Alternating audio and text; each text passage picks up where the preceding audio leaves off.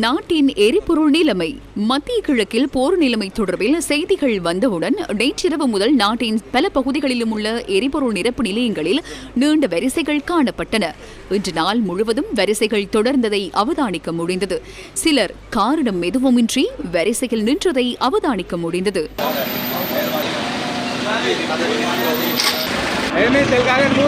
පෝලිම තමයි මොනා කරන්නේ රටවල බස්නවා පෝලිම තමයි. තාම දන්නේ නැහැ ඉතින් පෝලිම ඉදිරියට ගිහිල්ලා බලමු මොකද වෙන්නේ කියලා. பெட்ரோலுக்கு வந்து லைன்ல நிக்கிறது உண்மையிலே விழிப்புணர்வு இல்லாத செயற்பாடா தான் இருக்கு. வேற ஒன்றுமே இல்லை. பெட்ரோலுக்கு கிட்டத்தட்ட 2 மாதத்துக்கு போதுமான எரிபொருள் இருப்பு இருக்குது. போதிய அளவுக்கு பெட்ரோல் இருப்பதாக கூறுகிறார்கள். ஆனால் பெட்ரோல் சைட்டுகளில் எங்களை மக்கள் வீதிகளில் நிற்கிறார்கள். பெட்ரோல் பிரச்சனையா தட்டுப்பாடுன்னு சொல்றாங்க. அந்த ஒரிஜினல் இல்லை. எதுக்கு நாம பெட்ரோல் அடிச்சுக்கோமே. பெட்ரோல் இருக்கு நேற்று விலை கூடும் பண்ணுறதுக்காக வேண்டி பெட்ரோல்களை நிப்பாட்டி வச்சு இப்போ விலை கூட்டத்துக்கு இருக்காங்க. நாடுகளில் நடக்கிற யுத்தத்தின் காரணமாக பெட்ரோல் தட்டுப்பாடு. அப்படி இருக்கும்போது நாங்கள் தொழில் செய்யறதுக்கு எங்களுக்கு பெட்ரோல் தேவை. எங்களுக்கு பயம் இல்லைன்னா எங்களுக்கு தொழில் செய்து கொள்ள இல்லாதே. நேற்று ஈரான் யுத்தம் தொடங்கினதுடன் பிற்பாடுதான் நேற்று இரவில் இருந்து எங்க புத்தளத்துல எல்லா செட்லயும் போலி ஆக்கப்பட்டிருக்கு. அப்ப நாங்க நேற்று இரவில் இருந்து பெட்ரோலுக்கு ரொம்ப கஷ்டப்படுறோம்.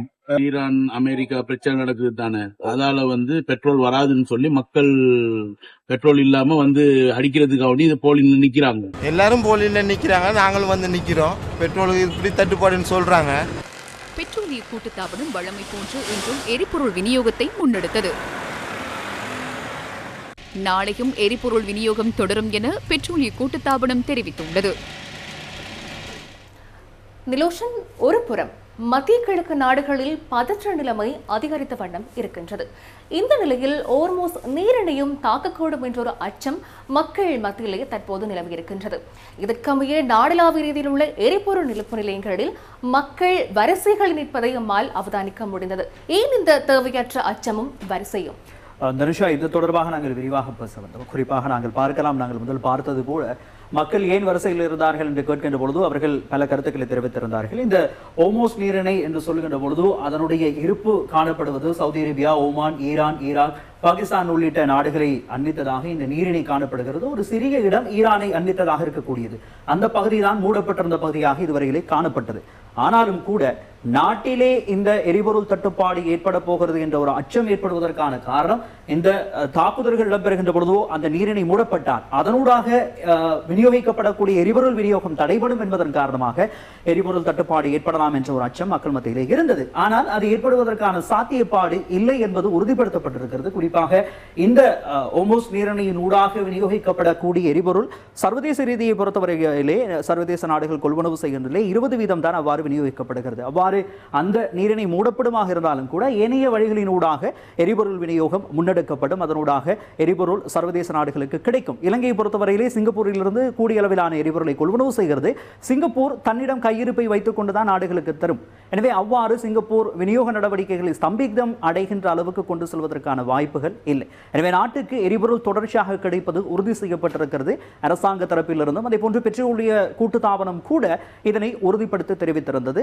இந்த நிலையில் இன்னும் ஒரு விடயத்தை நாங்கள் பார்க்கலாம். செய்திகள் ஆரம்பிக்கின்ற போது நாங்கள் ஒரு விசேட செய்தியினை தந்திருந்தோம். ஹோர்முஸ் நீரிணையினை மூடுவதற்கு எந்தவித எண்ணமும் இல்லை என்பதனை ஈரானிய வெளிவிவகார அமைச்சர் அப்பாஸ் அராக்கி தெரிவித்திருக்கின்றார். அல் ஜசீரா செய்தி சேவைக்கு வழங்கிய சபையின் போதுதான் அவர் இந்த விடயத்தினை தெரிவித்திருந்தார். எனவே அவ்வாறு நீரிணை மூடப்படுமாக இருந்தால் ஏற்படக்கூடிய அழுத்தங்கள் காணப்படாது, திடீரென இருக்காது.